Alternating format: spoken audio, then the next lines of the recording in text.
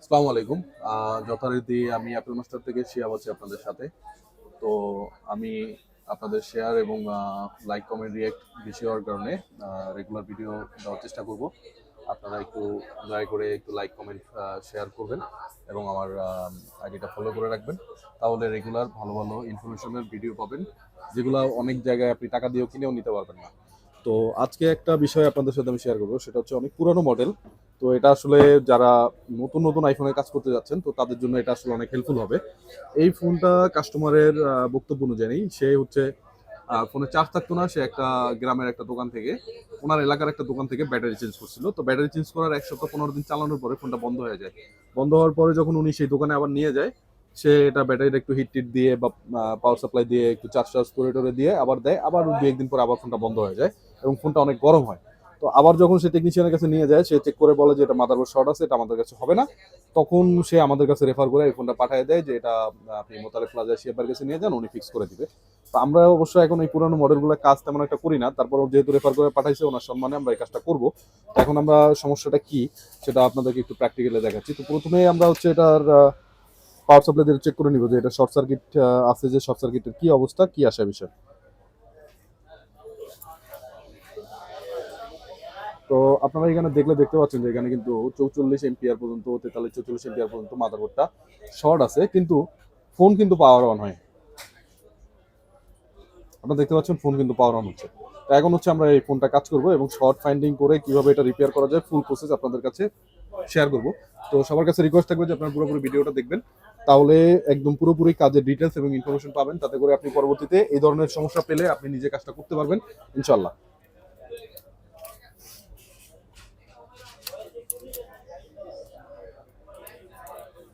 আপনারা দেখতে পাচ্ছেন যে এই বোর্ডে কিন্তু এর আগে কোনো ধরনের কোনো কাজ করা নাই।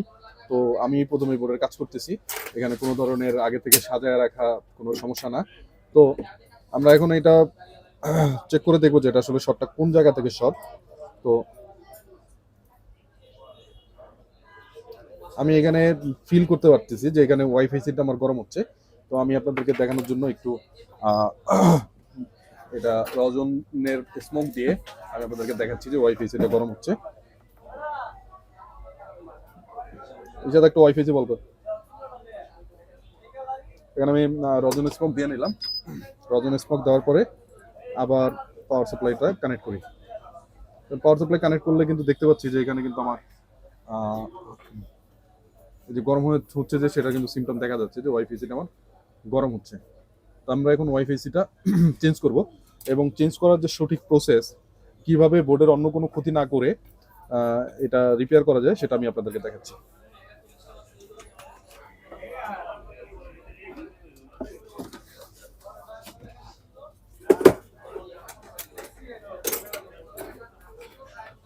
নিশাদ, এটা 2 মিনিটের ভিতরে লাগবে। তো দেখেন ওয়াইফাই সিটা কিন্তু এর আগে কোনো ধরনের কোনো কাজ করায় না, এটা আমরা ফার্স্ট টাইম করতেছি। তো ওয়াইফাই আইসি এটা মেশিনের মাধ্যমে সিএনসি দিয়ে করা যায়, কিন্তু আমরা ম্যানুয়ালি কাজ করবো কারণ সবার কাছে সিএনসি নাই। তো আমি এখানে হটগান ইউজ করতেছি, কুইক 861, টেম্পারেচার 240, এয়ার 50। তো প্রথমে হচ্ছে এটার সাইডে যে কালো পেস্ট আছে, মাস্কিং করা আছে, সেটাকে রিমুভ করে নিব। আমি 11 নম্বর ব্লেড নিচ্ছি, কিন্তু ব্লেডটা ইউজ করার সময় সবসময় খেয়াল রাখতে হবে যে আলতো করে এখানে টাচ করে যেতে হবে। যদি আমি বেশি জোরে টাচ করে যাই তাহলে কিন্তু এখানে স্ক্র্যাচ পড়ে যাবে, মাদারবোর্ডে লাইন কেটে যাবে। তো ওইটা একটু অবশ্যই খেয়াল রাখতে হবে।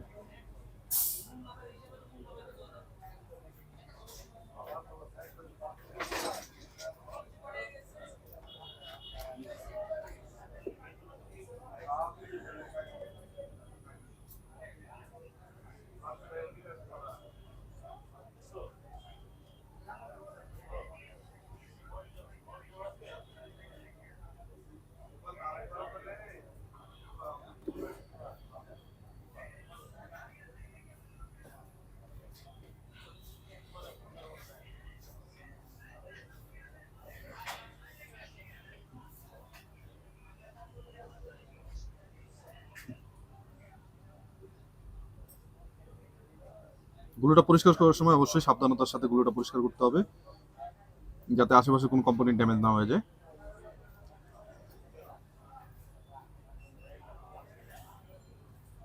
এই সমস্যাগুলা আমি এর আগে অনেক কাজ করেছি। এখন তো দেখা যাচ্ছে নতুন মডেল আইফোন 16 প্রো ম্যাক্স পর্যন্ত চলে আসছে, যার কারণে এই ফোনগুলো এখন বিলুপ্তির পথে। একসময় এই ফোনের অনেক কদর ছিল, আপনারা জানেন। তো আপনারা যারা গ্রাম অঞ্চলে কাজ করেন তাদের কাছে এই ফোনগুলা এখনো রিপেয়ার করতে যাওয়ার সম্ভাবনা অনেক বেশি, বা এখনো যায় আমি আশা করি।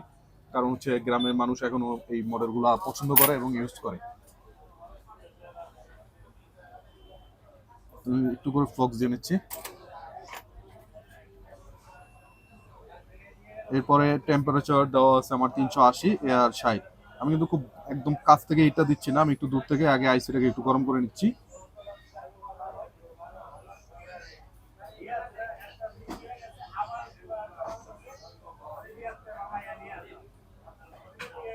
আপনারা দেখতে পাচ্ছেন যে এখানে বাবলিং হচ্ছে, তার মানে কিন্তু আমি বুঝতে পারতেছি যে আমার আইসি অলরেডি নিচে বলগুলো মেল্টিং হওয়া শুরু হয়ে গেছে। আমি জাস্ট আস্তে করে আইসিটা তুলে নিলাম। আইসিটা তুলে নেওয়ার পরে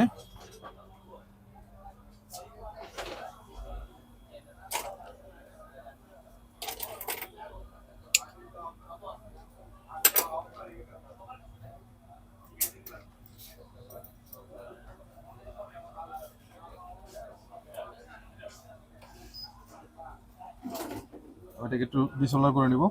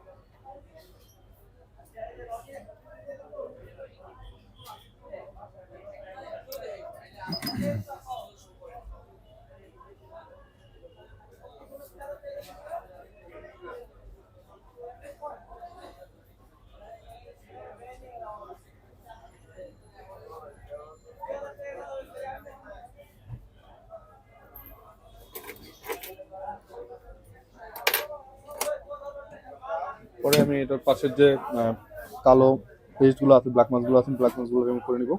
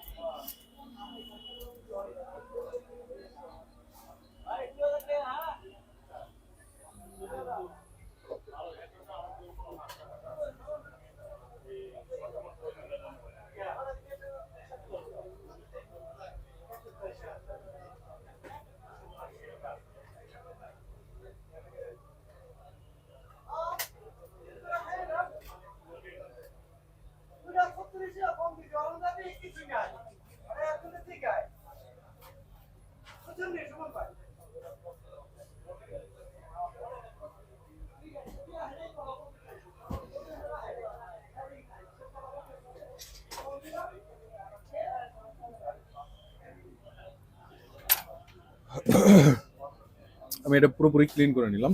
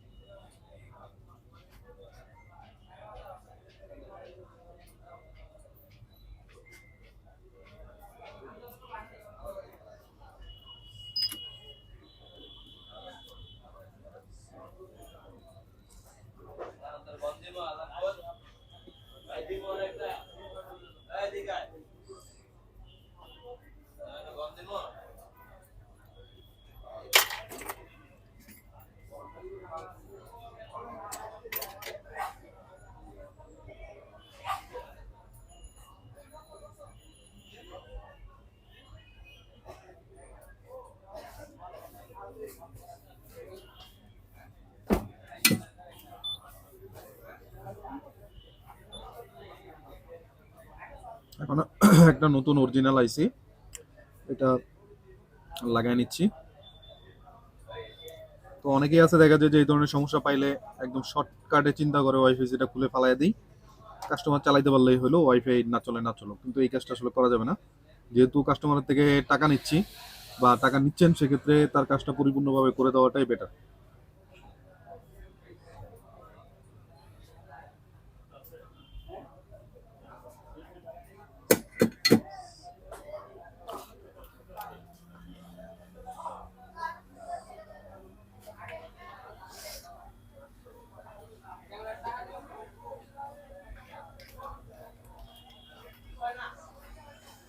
ওয়াইফাই যে লাগানোর পরে আমি মাদারবোর্ডটা একটু ঠান্ডা করে নিচ্ছি। ঠান্ডা করার পরে আমি পুনরায় পাওয়ার সাপ্লাই দিয়ে আবার চেক করে দেখবো যে এটা আমার প্রবলেমটা সমাধান হলো কিনা।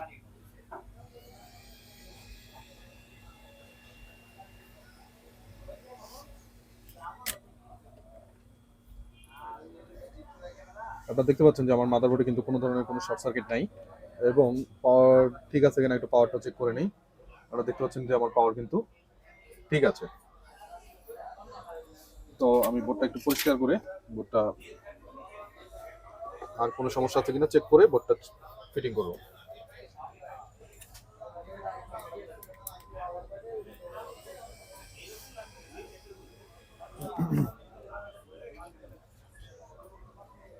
আমরা আবার এটা পাওয়ার সুইচিংটা আবার একটু চেক করি। সুইচিং ঠিক আছে, যে আমাদের বডিটা আছে বডিটায় লাগায় ফোনটা চেক করুন।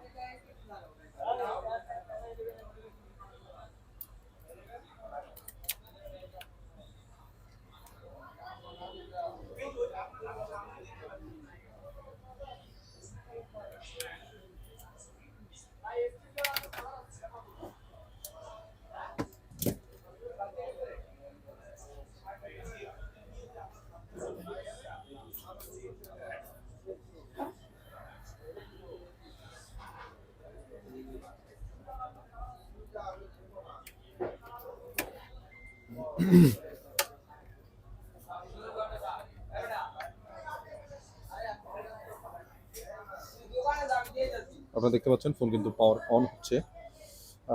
ব্যাটারিতে যদি কোনো সমস্যা না থাকে, যে একদম চার্জ ড্রেন হয়ে গেছে এরকম যদি না হয়, তাহলে আশা করি ফোনটা চালু হয়ে যাবে। তো ব্যাটারিতে আমার মনে হয় যে চার্জ একদমই নাই, যার কারণে চার্জের সিগন্যাল চলে আসছে। তো একটু চার্জ হওয়ার জন্য অপেক্ষা করি।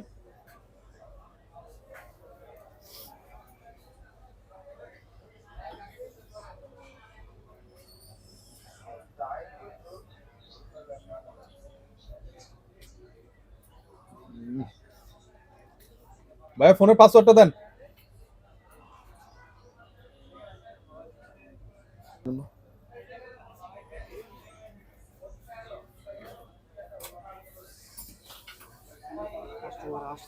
দেখি জক্কার কাছে দেয়া হয়েছে কিনা, নাইলে লয়া দিতেছে।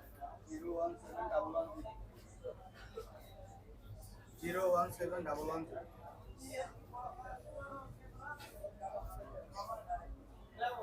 তারপরে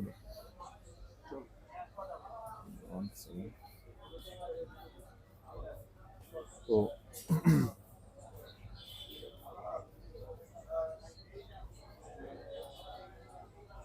দেখতে পাচ্ছেন যে আমার ওয়াইফাই আইকন কিন্তু চলে আসছে।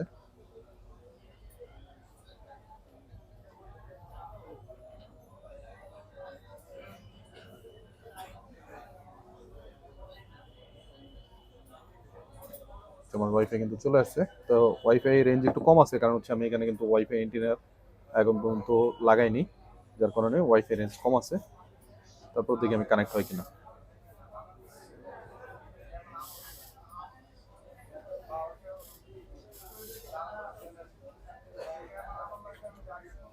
না, ওয়াইফাই এন্টিনারটা আসলে লাগাই নিতে হবে, তো না লাগাইলে তো ওয়াইফাইটা পারফেক্টলি পাবে না। জাস্ট একটু ওয়াইফাইটা এখানে এন্টিনার লাইন পাওয়ানোর জন্য আমি এখানে টুইজারটা একটু ধরে নিলাম যাতে ওয়াইফাইটা রেঞ্জটা ভালো পায়। আপনারা এখানে দেখতে পাচ্ছেন যে আমার ওয়াইফাই কিন্তু কানেক্ট হয়ে গেছে। তো ভিডিওটা সবাই পুরোপুরি দেখার জন্য সবাইকে ধন্যবাদ। এরকম আরো ভিডিও পাওয়ার জন্য লাইক শেয়ার কমেন্ট করবেন এবং ইউটিউব থেকে যারা দেখবেন তারা অবশ্যই চ্যানেলটা সাবস্ক্রাইব করে দিবেন। ধন্যবাদ, ভালো থাকবেন, আমার জন্য দোয়া করবেন।